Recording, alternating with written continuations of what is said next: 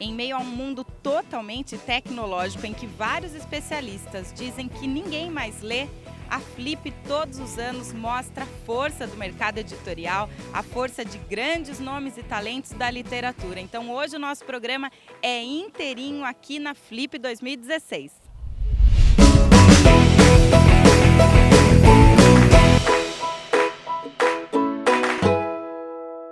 Agora eu vou conversar com a Tati Bernardi, que é cronista e roteirista.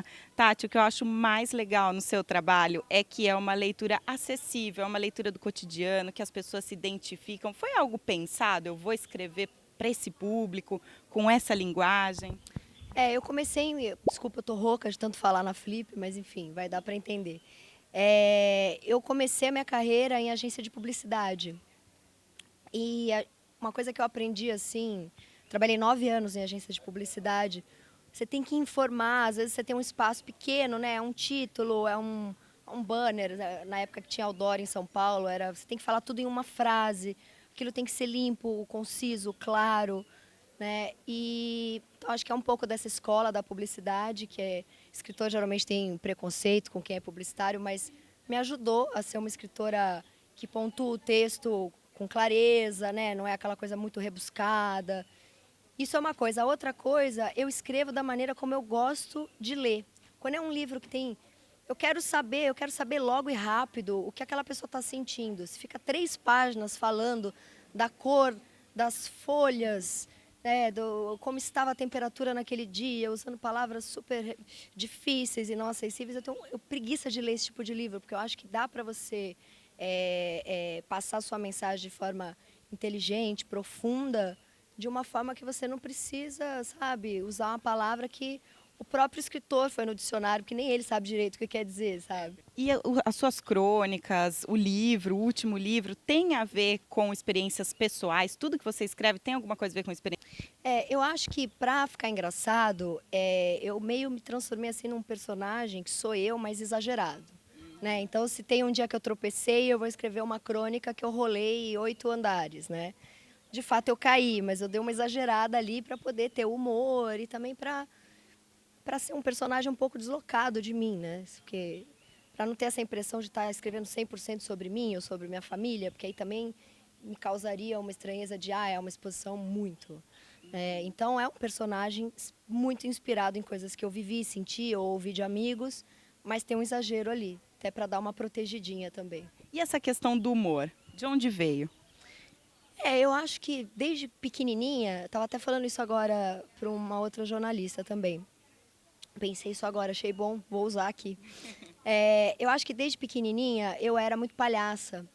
E eu venho de uma família italiana porque você vê às vezes aquela criança que é mais, a menina, né, que é mais palhaça, engraçada, e tem aquela mãe, não senta de perna aberta, não fala palavrão, não fala baixaria, tem que ser uma mocinha, tem que ser recatada, né, homem não gosta disso, não vai casar nunca. E graças a Deus eu vim de uma família que morria de rir. Então, eu acho que eu fui estimulada a ser palhaça, né? Tem isso, e tem também uma coisa que eu era meio inadequada na época da escola, né? Não sabia combinar roupa direito, usava aparelho, óculos, botinha ortopédica. Então, o jeito de eu pertencer ali àquela galera era sendo palhaça. Então, acho que são a soma dessas duas coisas. E desde pequena eu gosto muito de fazer rir, assim, de falar besteira e ver o resultado. Aliás, a Tati participou da mesa na Tenda dos Autores ontem e eles foram super aplaudidos. Foi uma mesa super engraçada, foi muito bacana. E vocês falaram também um pouquinho de política. Como que você se vê nesse cenário? Eu evito, eu tenho a coluna na Folha de São Paulo, no Cotidiano.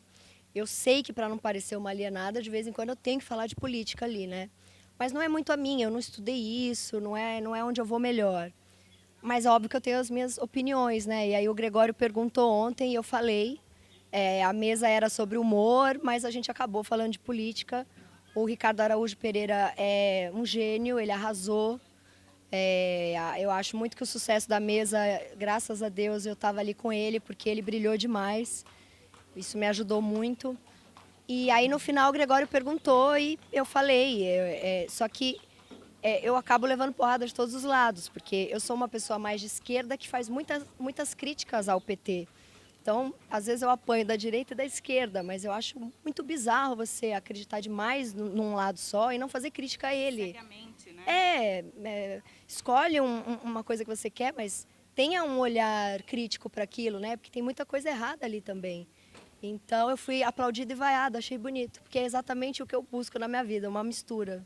Legal. E o último livro, que é recém-lançado, né? Conta um pouquinho sobre ele, o que as pessoas podem esperar.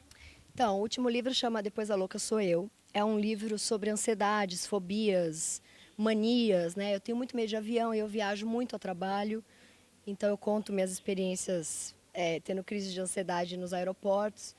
E desde pequena eu sou muito ansiosa, penso muita coisa que pode dar errado, tenho um pouco de toque. E é um livro que trata isso, que é uma coisa de fato sofrida, e eu conheço muita gente que tem isso. Parece que é o mal do século de verdade, né? E eu trato de uma forma a tentar rir disso, né? Que me ajudou muito e eu espero que ajude as pessoas que queiram ler o livro, porque é o que resta, né? A gente ri da nossa maluquice. Legal. Obrigada, Tati. Ó, o livro da Tati, então, ressaltando Depois a Louca Sou Eu, é mara, é muito legal, vocês não podem perder. Comprem, que é muito bacana. Obrigada, Tati. Obrigada a você, obrigada a você. O Matheus está lançando um livro incrível que chama A Mariposa, e eu já dei uma folhada, depois eu quero ler com calma, porque é um livro que tem os poemas da sua mãe, né, Matheus? Conta um pouquinho. Bom, minha mãe escrevia muito bem, mas morreu muito cedo, aos 22 anos, quando eu ainda era um bebê. E quando eu tinha 16 anos, eu recebi das mãos do meu pai uma pastinha com os textos da mamãe. Para mim foi um tesouro, né? Porque eu só conheci minha mãe pelas histórias que contavam sobre ela, pelas fotos que eu vi da mamãe. E finalmente, quando eu recebi os poemas, eu tinha não só uma fala da mamãe, de alguma forma, mas mais que isso, uma fala poética, com o subjetivo da mamãe, e também um material de estudo, de dramaturgia. Eu, a partir desse momento, comecei a me interessar por poesia, por Shakespeare, e por consequência por teatro, por cinema, por artes plásticas. Quer dizer, minha mãe, apesar de ter partido muito cedo, me deixou esses poemas que acabaram me formando e que agora eu celebro em forma de espetáculo numa peça chamada Processo de Concerto do Desejo, que eu venho fazendo com bastante alegria pelo Brasil. E agora, aproveitando aqui que o Sesc nos chamou para fazer a peça, no mesmo momento em que a Flip acontece aqui em Paraty, eu resolvi, juntamente com a Polvilho, a editora, lançar o livrinho da mamãe, que simbolicamente, artisticamente, delicadamente, reproduz a surpresa preciosa que eu tive ao receber aqueles textos. Então, é uma caixinha dourada, como uma joia, e dentro dela estão soltos os 30 poemas que a Maria Cecília escreveu enquanto vivia. E a gente vê muito assim, você como respira a arte, né? E como é ver algo tão íntimo se transformar em arte? A matéria artística sempre é íntima. Sempre o artista está dizendo um pouco sobre o mundo que ele vê, sobre como ele pensa o mundo, sobre o que ele acha das coisas, sobre as coisas que alegram ele, as coisas que entristecem ele. Então, é claro, aqui tem uma exposição grande, na peça principalmente, porque é um filho falando os poemas da mãe que ele não conheceu. Mas, ao mesmo tempo, é uma celebração muito bonita. E o livrinho já não tem a ver comigo, tem a ver com ela. Agora a Maria Cecília tem vida própria, tem o livrinho dela. Eu não sei se ela gostaria ou não de ter sido publicada, mas, mãe, já foi. Agora as pessoas podem ler seus poemas. E eternizou, né? Gente, Matheus, vocês têm que ler A Mariposa. Obrigada. Obrigado você pelo carinho. Amor, resistência. De repente, amor virou ato de resistência, não hábito comum. O mundo está horrível demais, o ódio dominou tudo, até alguns movimentos sociais. Fico me perguntando se existe maior revolução do que um eu te amo. Por que não perdoar e pedir perdão, abaixar as armas, jogá-las no chão? Amar virou ato dos covardes, dos fracos, sem personalidade, ou melhor, dos loucos. De verdade mesmo, eu prefiro ser louco no mundo onde os certos deixam o ódio dominar. Por isso, nesse sistema, o meu ato de resistência é amar. Qualidade, durabilidade, economia, beleza, fácil manutenção, resistência. O piso intertravado da Petra Artefatos de Concreto reúne todas essas vantagens, além de ser um pavimento ecológico que permite o escoamento de água, evitando poças e mantendo a temperatura e luminosidade do ambiente. A Petra Artefatos de Concreto é especialista em piso intertravado, guias, canaletas e tubos de concreto. Garantimos a melhor qualidade pelo menor preço. O Ponto 44 é um escritório de coworking que tem como objetivo executar todas as tarefas administrativas, reduzindo custos e fomentando o networking. Dispomos de uma estrutura ímpar com recepção, estacionamento, sala de convivência, cozinha, salas de atendimento, salas de reunião, mesas compartilhadas, serviços de impressão e escaneamento, internet, linhas telefônicas compartilhadas e muito mais. Um novo conceito em trabalho para Piracicaba. Conheça nossos planos. Ponto44.com. Sua empresa deseja uma solução direta e precisa para alcançar um público seleto e exigente? Então conheça os jornais da Editora Luxor, presentes nos 61 condomínios mais requintados de Piracicaba. Editora Luxor, jornais exclusivos e conteúdo de alto padrão, falando direto com o seu público-alvo. Acesse www.editoraluxor.com.br.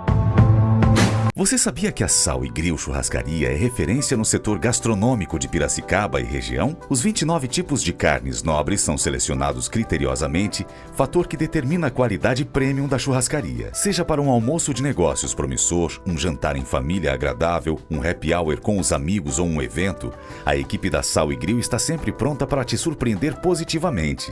A nossa missão é transformar as refeições em momentos únicos. Seja bem-vindo ao mundo premium. O Chico Sá acabou de se apresentar aqui no Sesc, falando alguns poemas. Foi maravilhoso, Chico. O que você acha dessa iniciativa da Flip, que já há 14 anos está aí, né? O que você acha dessa iniciativa toda? Eu acho lindo que a Flip permite ter os arredores, ter os offs totais. Hoje a gente falou, sobretudo, literatura, tanto quanto as mesas da Flip, só que de outra forma. E esse tipo de projeto é legal porque mostra que literatura não é obrigatoriamente aquela coisa acadêmica, sofrida, pesada, chata. E a nossa missão aqui era fazer algumas pessoas sofrerem um pouco de amor. E eu acho que a missão foi cumprida, pelo que eu vi nos olhos lá. Foi cumprida, com certeza, e eu sou a prova disso. Chico, eu queria falar um pouquinho de Big Jato. Queria que você contasse um pouco sobre o livro. É sobre você, né? Então, queria que você contasse um pouquinho. É sobre minha vida, mas com um filtro de muito delírio, assim. Imagina você contar uma história 30, 40 anos depois. É um filme autobiográfico, mas com muita coisa alterada. Quando minha família leu o livro, já sentiu que o tio não era obrigatoriamente o tio, o pai tinha a frase do tio, assim. É uma autobiografia, mas embaralhada, assim. Cada um diz uma coisa que o outro disse. É real, é de verdade, mas lá os personagens estão trocados, as frases estão trocadas. Eu quis confundir um pouco e me permitir ao delírio como ficcionista. É uma ficção sobre mim. E como a vida é, né? A gente delira tanto sobre a nossa própria realidade.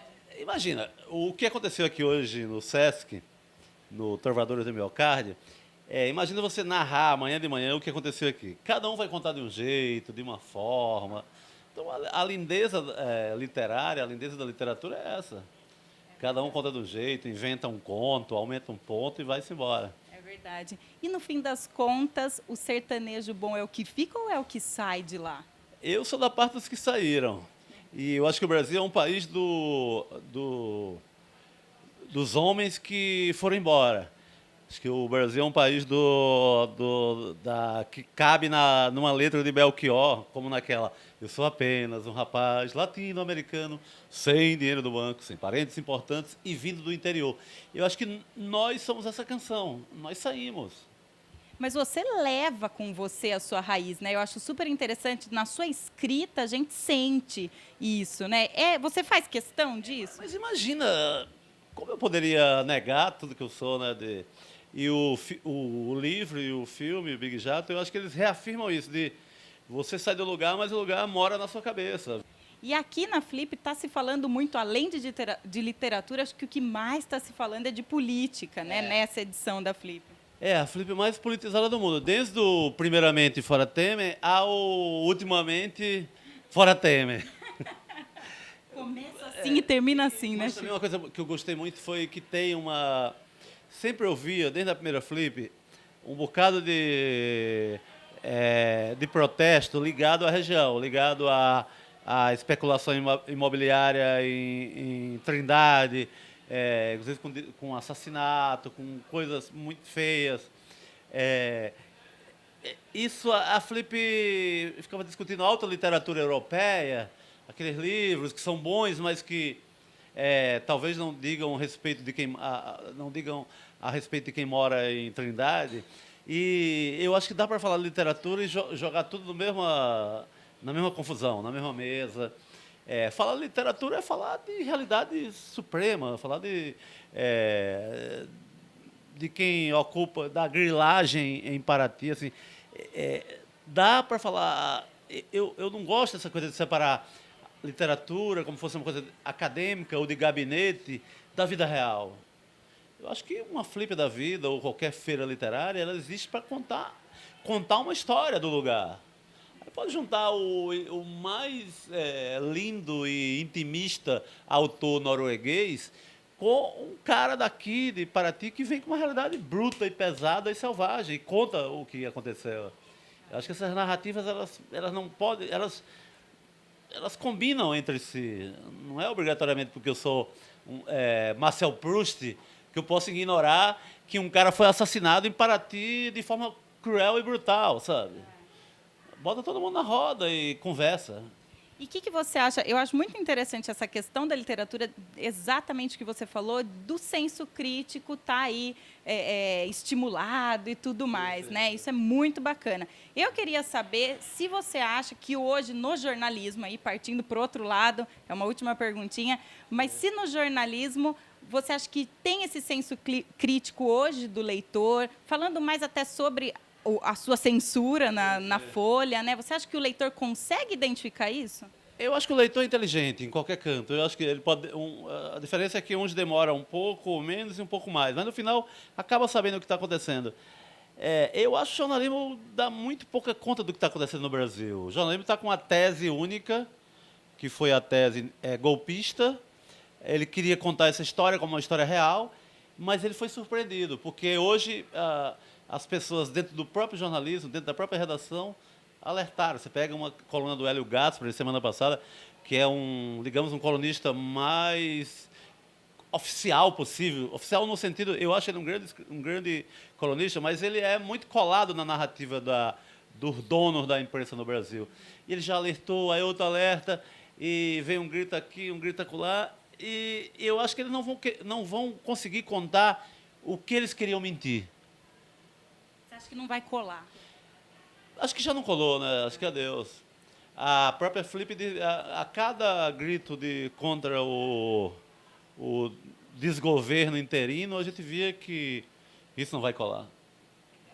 Obrigada, Chico. Obrigado a você. Chico Sá.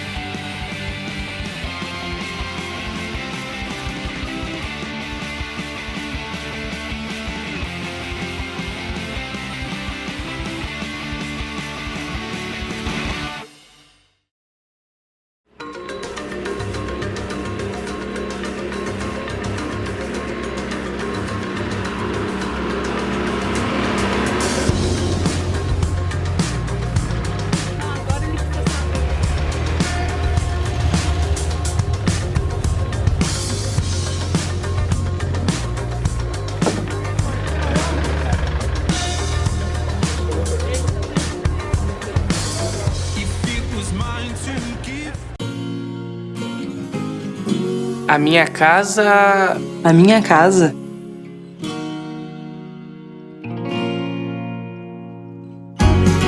A minha casa tem que ter alegria. Tem que ser sem hora para ir embora. Tem que ser muito moderna. Tem que ser cheia de vida. Tem que ser compartilhada.